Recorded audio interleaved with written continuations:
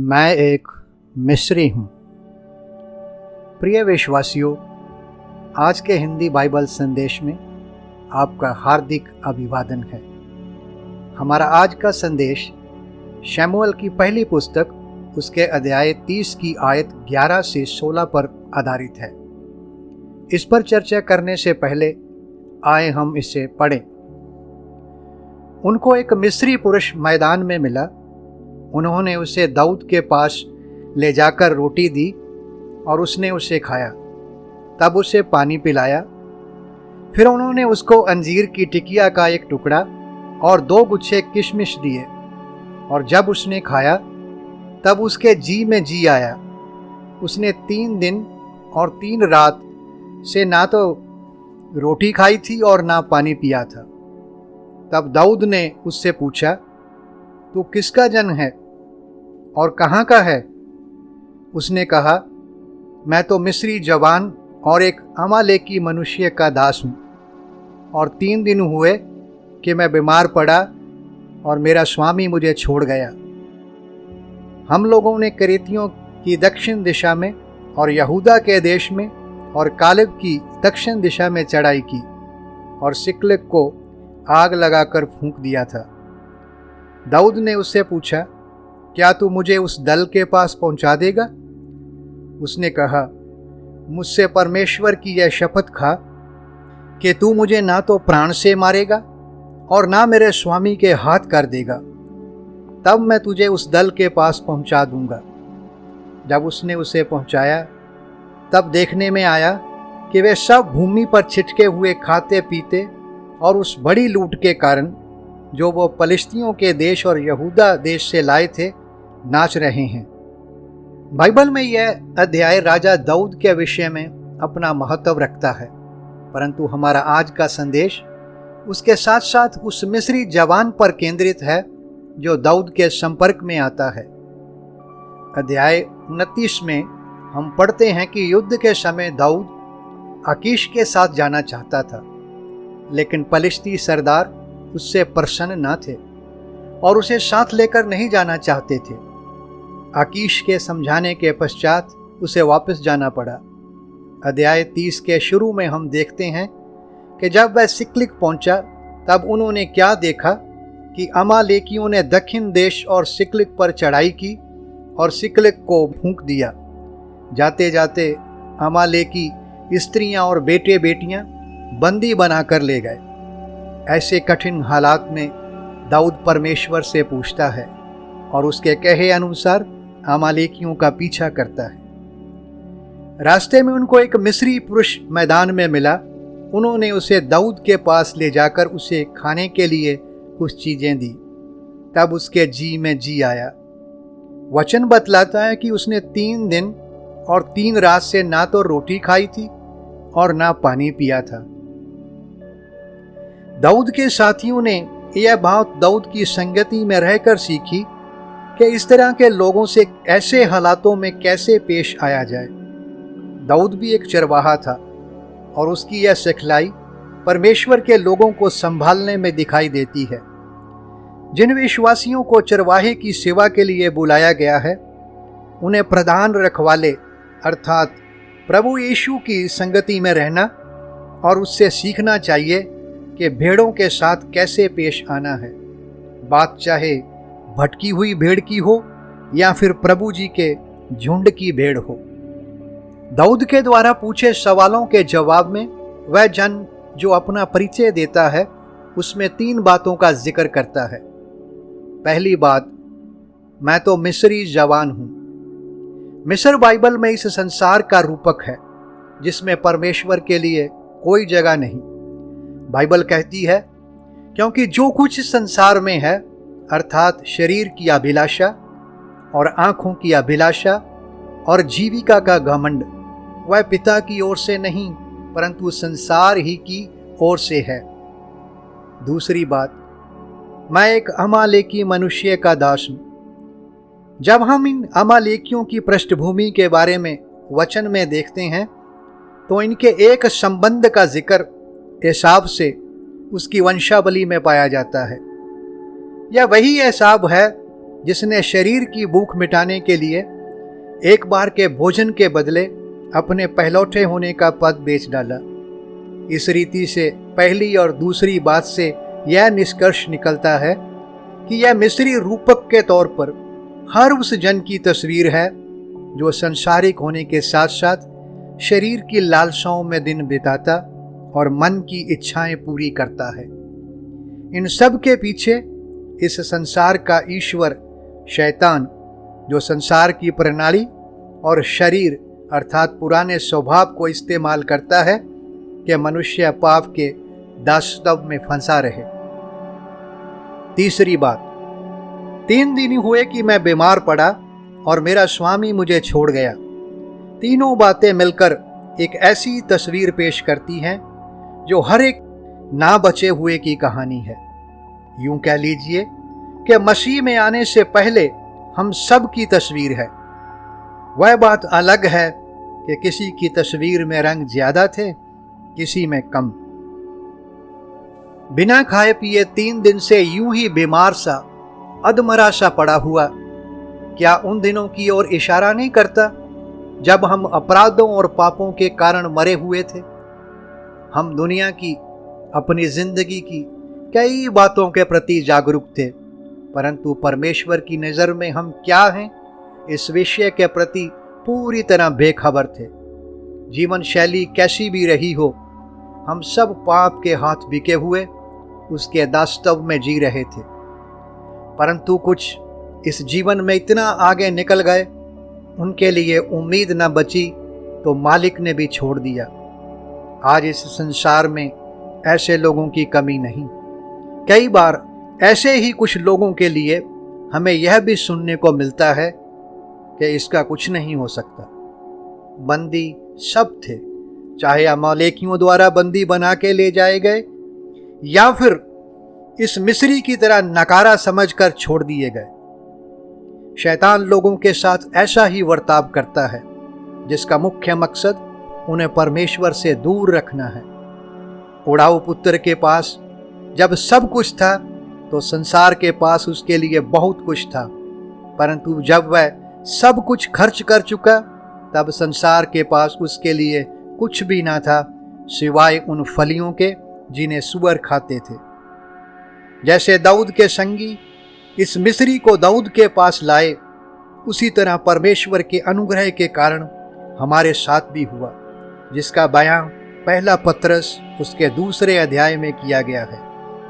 क्योंकि तुम पहले भटकी हुई भेड़ों के समान थे, पर अब अपने प्राणों के रखवाले और अध्यक्ष के पास लौट आए हो।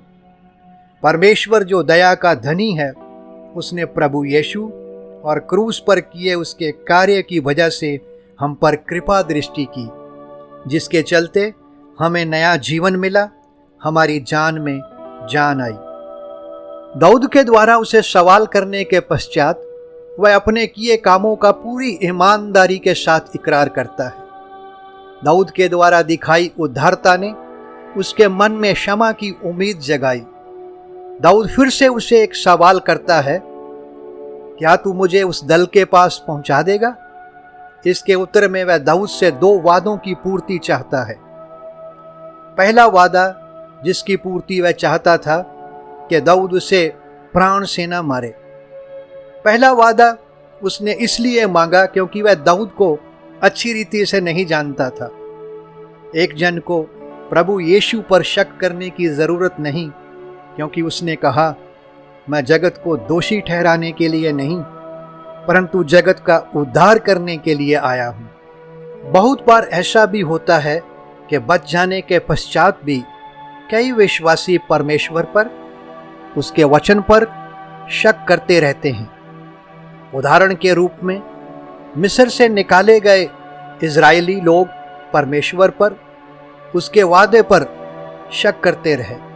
निर्गमन की पुस्तक अध्याय 16 में लिखा है, तुम हमको इस जंगल में इसलिए निकाल ले आए हो कि इस सारे समाज को भूखों मार डालो। उनका यही रवैया आगे भी चलता रहा, जिसकी वजह से वे जंगल में बिना उद्देश्य के घूमते रहे। परंतु प्रभु का सेवक पौलुस, जो अपने प्रभु को जानता था, उसकी भाषा ही अलग थी। गलातियों 2 में वह कहता है, परमेश्वर के पुत्र ने मुझसे प्रेम किया और मेरे लिए अपने आप को दे दिया।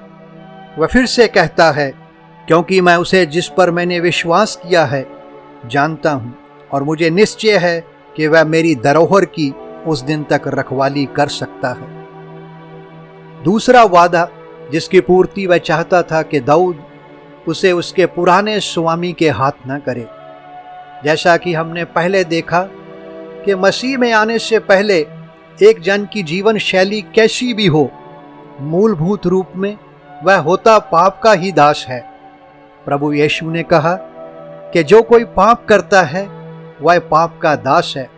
इसीलिए यदि पुत्र तुम्हें स्वतंत्र करेगा तो सचमुच तुम स्वतंत्र हो जाओगे। प्रभु यीशु हमारे लिए हमारी जगह पर मरा। क्रूस पर पूरे किए उसके कार्य की वजह से हमें केवल पापों की क्षमा ही नहीं मिली, बल्कि पाप के दास्तव से हमारे पुराने मालिक से भी हमें छुटकारा मिला।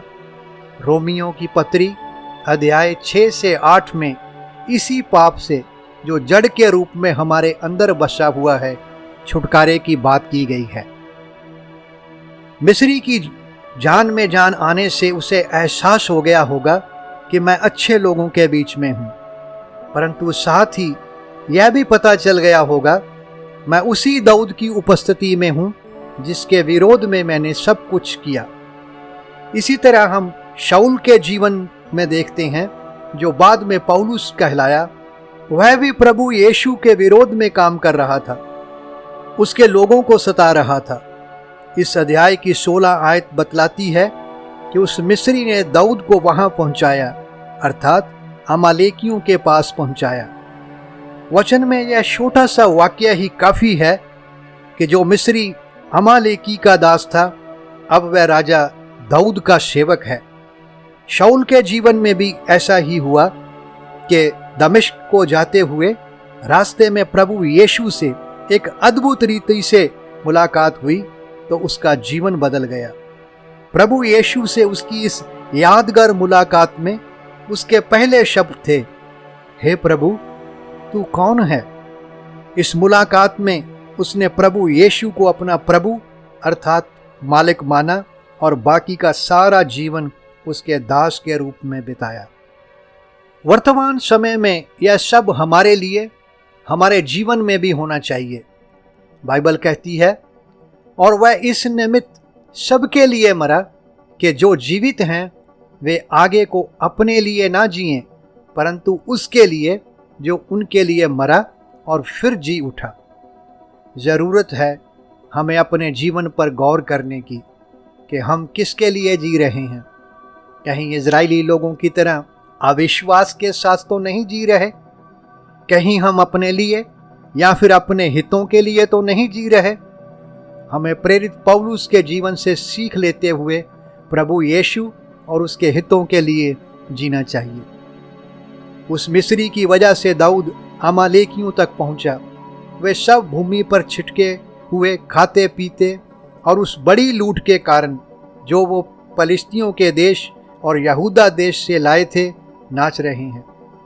आज भी दुनिया के लोग परमेश्वर की बातों से किनारा कर भविष्य के प्रति अज्ञानता से जी रहे हैं। उन्हें लगता है कि जो कुछ है बस यहीं तक, इस संसार तक सीमित है। एक समय आएगा जब प्रभु यीशु अपने सामर्थी दूतों के साथ धधकती हुई आग में स्वर्ग से प्रकट होगा और जो परमेश्वर को नहीं पहचानते और हमारे प्रभु यीशु के सुसमाचार को नहीं मानते उनसे पलटा लेगा। एक समय आएगा जब बड़े श्वेत सिंहासन के सामने न्याय होगा। दाऊद ने उन पर हमला किया और 400 जवानों को छोड़ जो ऊंटों पर चढ़कर भाग गए, बाकी सब उसने मार गिराए। दाऊद के सामने से तो कुछ अमालेकी भाग गए थे, परंतु प्रभु यीशु के सामने से कोई ना बचेगा। बाइबल कहती है दाऊद सब का सब लौटा लाया। आगे चलकर हम पढ़ते हैं कि इस युद्ध में जीत से जो माल प्राप्त हुआ उसे दाऊद ने अपने लोगों में बांटा। दाऊद के साथ रहने और उसके लिए काम करने का प्रतिफल उन्हें मिला। प्रिय विश्वासियों, हमारा प्रभु यीशु जो दाऊद से भी बढ़कर है, अगर आज हम उसके साथ और उसके लिए जीते हैं, समय आने वाला है वह इसका प्रतिफल जरूर देगा। इस विषय में तो प्रतिफल देने वाले हमारे प्रभु यीशु ने यहाँ तक कहा कि जो कोई एक कटोरा पानी तुम्हें इसीलिए पिलाए कि तुम मसीह के हो, तो मैं तुमसे सच कहता हूँ कि वह अपना प्रतिफल किसी रीति से ना खोएगा। परंतु हम वर्तमान समय की यह अद्भुत सच्चाई कभी ना भूलें कि प्रभु यीशु के क्रूस पर पूरे हुए कार्य और उसके पश्चात महिमा में प्रवेश करने की वजह से परमेश्वर ने हर एक उद्धार पाए हुए को पवित्र आत्मा उपहार के रूप में दिया है।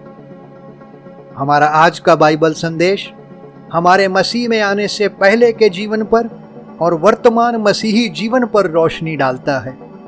मसीह में आने से पहले हमारे जीवन के विषय में बाइबल पहला पत्रस अध्याय 4 में कहती है, क्योंकि अन्य जातियों की इच्छा के अनुसार काम करने और लुच्चपन की बुरी अभिलाषाओं, मतवालापन, लीला क्रीड़ा, पियक्कड़पन और घृणित मूर्ति पूजा में यहाँ तक हमने पहले समय गवाया, वही बहुत हुआ। अब अपना शेष शारीरिक जीवन, अपना मसीही जीवन मनुष्यों की अभिलाषाओं के अनुसार नहीं, वरन परमेश्वर की इच्छा के अनुसार व्यतीत करें। प्रभु के साथ उसके लिए जीना वास्तव में एक अनोखा अनुभव है। परमेश्वर करे कि हम प्रभु यीशु को और क्रूस पर दिए उसके बलिदान को और समझते जाएं, और यह समझ हमें उसके लिए जीने के वास्ते उत्साहित करे। परमेश्वर आप सबको इस संदेश से बरकत दे। धन्यवाद।